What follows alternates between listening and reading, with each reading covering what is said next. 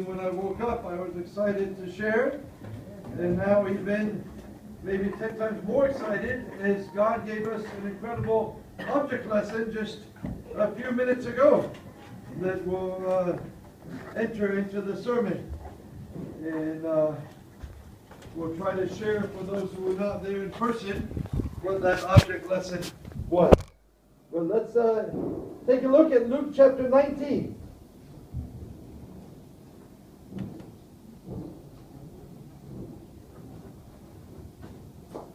Do we want to be converted? Do we want to be changed? Do we understand how radical the difference Jesus wants to make in our life? Do we want that? And I have to ask myself. Me and Jackie have to ask ourselves. Do we want to be radically changed by Jesus? It's very different than I'm afraid most of us think about it all. So here we have one example in Luke 19. Let's take a look at it. Jesus entered Jericho, was passing through. This is verse 1, verse 2. A man was there by the name of Zacchaeus. He was a chief tax collector and was wealthy. He wanted to see who Jesus was. But being a short man, he could not because of the crowd. So here he's got a decision. How badly does he want to see who Jesus is? He wants to see who Jesus is. That's a good thing, right? He apparently has some kind of need in his life. He realizes his life isn't complete. Heard these amazing things about Jesus, and I want to see who Jesus is. But he has a problem. He can't see who Jesus is. So the question is, how badly does he want to see who Jesus is? And we see the answer right away. So he ran ahead and climbed a sycamore fig tree to see him, since Jesus was coming that way. Can you picture the scene? Here's a grown man, a rich man, probably wearing rich clothes, I assume. Maybe he went and changed before this, I don't know, but possibly wearing rich clothes, climbing up in a tree like a little kid. Just because he really, really, really wanted to see Jesus. But even more than he really, really wanted to see Jesus, we see the heart of Jesus. What does Jesus say? When Jesus reached the spot, he looked up and said to him, Zacchaeus, come down immediately. I must stay at your house today. So even more than Zacchaeus really, really wanted to see Jesus, what do we have? Jesus, who really, really wanted to not just see Zacchaeus, but get to know Zacchaeus and go to Zacchaeus' house. That's our Jesus. Does he live in your heart? Does he live in my heart? Someone who that deeply wants to get to know people, wants to impact people's lives. This is our Jesus. So, naturally, he came down at once and walked them in gladly. Can you imagine the joy in Zacchaeus? And he wanted to see Jesus. And now Jesus, and he even knows his name, right? Knows his name. Has him on his calendar if I want to see him. All the people saw this and what? Rejoiced that Jesus found someone else and began to mutter. Can you believe this? He has gone to be the guest of a sinner. We know that's the case. Maybe Jesus... Would some of the disciples please tell Jesus who this guy is? He picked the wrong guy. Right? There's a huge crowd here. You could pick many people to stay at their house today. Why are you staying in this guy's house? He's a sinner. You got the wrong guy, Jesus. Why are you staying at his house? And Jesus had the right guy. He even knew his name. He knew his name. And he said, I have to stay at your house today.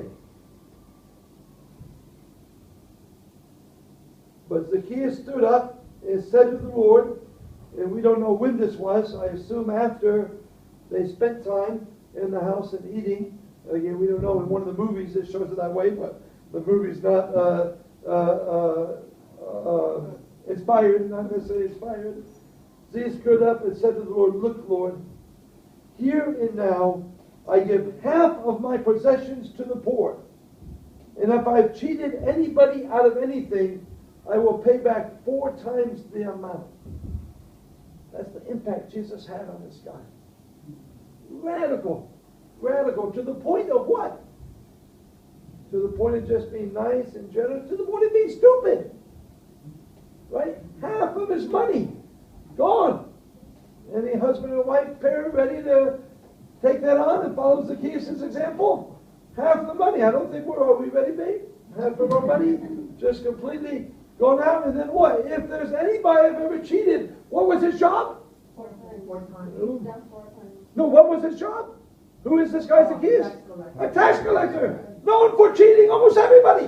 And he's saying, everybody I've ever cheated, what? I'm going to pay him back? That makes sense.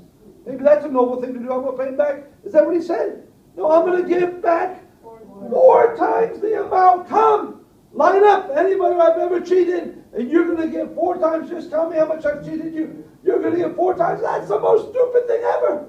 Can you imagine that? He's going to have a line for days and days. Right? Probably some people are going to make it up. Those are some people he's maybe cheated out of a lot of money. And he's ready to pay back 4 times the amount. And what does Jesus say? Jesus say, hey, I'm glad you had a heart change, but would you make a wiser decision here? Right? Let's not be stupid. Right? I haven't heard you mention the church yet. What are you giving the church? You're not going to have anything left to give the church. You have a lot of potential. You're rich. You could really help the church. But here you're making this crazy, crazy statement. What's wrong with you? Is that what Jesus says? What does Jesus say? Jesus said to him, today, salvation has come to this house. Because this man too is a son of Abraham. This man is someone who's going to be in heaven forever and ever. This terrible, wicked, cheating tax collector is going to be in heaven forever and ever. I had his name on my list. I had to come to his house. I had to share truth. And that truth radically, radically changed Zacchaeus. Even to the point of being stupid. And did you know he's not the only example in the Bible? There's many examples. Let's go over just a couple chapters. Luke 21. And it's even more graphic in Mark 12. You can mark that down, look at it later. But since we're already in Luke. As he looked up, Jesus saw the rich putting their gifts in the temple treasury. He also saw a poor widow put in 2 very small copper coins, maybe 100 rupiah each. Right? A widow put in 200 rupiahs. Is that the most stupid thing ever? Do we want 200 rupiahs? Who's the treasurer? Do we want 200 rupiahs? We don't need your 200 rupiahs. Right? Don't put in 200 rupiahs. We even had the head of our school one time said, do not put in less than 3,000. If you have less than 3,000, save it until you have at least 3,000 to put in the offering. We don't want you 200 rupiahs. That's stupid. And not only do we not want it, but what? But you need it. When you put that in the treasury, who's going to take care of you tomorrow? Who's going to feed you? We're going to have to take care of you. And the next day. Right? What a stupid, stupid widow this is. A stupid, stupid widow who gets what? Who gets praised by Jesus. Jesus says she put in more than all the others. So not only does he praise the widow, but he insults the rich people who are actually helping the church. Right? The rich people are giving a lot of money. He insults. Says, I'm not impressed at all with your money. That came out of your abundance, out of your wealth. But this widow, this stupid, foolish widow, who it looks like is going to be a burden to us for the rest of her life, would somebody please train her on how to take better care of her money so she's not so foolish, not so stupid. She's going to be a burden to us. I'm praising her. Because her heart has been transformed. And she loves me passionately and abundantly, and gives everything. Gives everything. Another radical example, still in Luke. Luke seems to be full. Maybe he liked the radical Dr. Luke here. Luke chapter 10. Where the parable of the wise religious people and the stupid, foolish Samaritan. You guys know the story, right? And in the story, why does Jesus come up with the story? Let's get to the beginning. On one occasion, Luke chapter 10, verse 25. Join me if you have your Bible there. On one occasion, an expert of the law stood up to test Jesus. Teacher, he asked, what must I do to inherit eternal life? What is written in the law? He replied. How do you read it? He answered, love the Lord your God with all your heart, and with all your soul, and with all your strength, and with all your mind, and love your neighbor as yourself.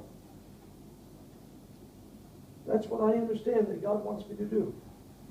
You guys understand that? We not only have it here, it's clear, right? Jesus replied in Matthew 22, 37 through 40, right? He said, love the Lord your God with all your heart, with all your soul, with all your strength, with all your mind, and love your neighbor as yourself. That's what Jesus commanded. It says those are the greatest commandments. Are you doing that? Now, I know I'm nowhere near doing that. Nowhere near doing that. And the bigger question is, do I even want to do them? Do we as a family want to? Are we training our kids to want to do that? Love God with every single thing I've got, all my strength, all my heart, all my soul, all my mind, all my mind's more focused on the smartphone. It goes to here much more often than anywhere else. Do I really want to love God with all my mind, everything I've got? Yeah, do I want that? Not even close to it. And then how about the second one that's so much easier for us to see if we're willing to admit it? Love your neighbor as yourself.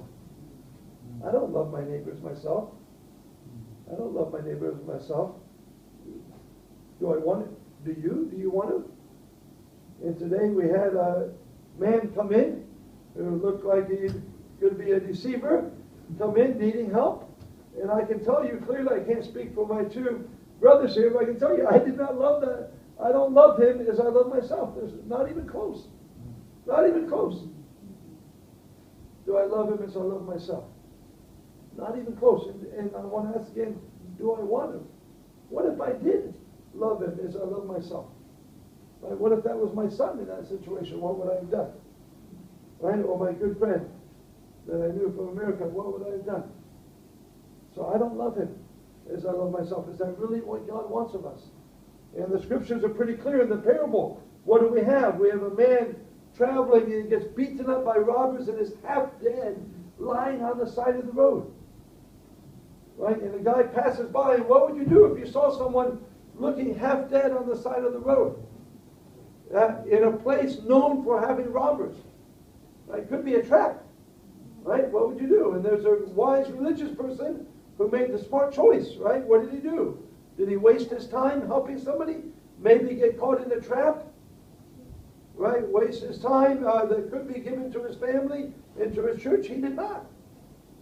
He just took one look at him, was wise, decided this is not worth my time, and went home to his family or to his church. And then the second one did the same thing, but there was this idiot, this foolish, stupid person came up, and he looked at that guy, and he said, what? He said, I don't care if it's a trap or not. I don't care that this is a different race than me, and maybe he hates me, but I have a heart that right now has to help that person. And he went over to him, bent over, right? Not the wise thing to do, bending over.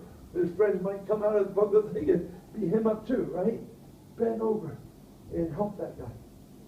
And then put him on in how extreme? Verse 34, Luke 10:34. He went to him and bandaged his wounds, pouring on oil and wine. Then he put his man on his own donkey, took him to an inn, and took care of him. Now here's where it gets really extreme. All right, that maybe any person could do, but look at this. 35. The next day, he took out 2 silver coins, probably worth quite a bit, gave them to the innkeeper, and said, look after him, he said, and when I return, I will reimburse you for any extra expense you may have. You can charge me any amount you want, as long as you claim that you did it for him. Right? They could gang up together, right? Hey, let's say you have to pay me back 6 silver coins, and you back up my story, and you get 3 and I get 3. What an idiot. And what's Jesus say? Did Jesus let him know he's an idiot? Jesus praises him. He says, this is what I want.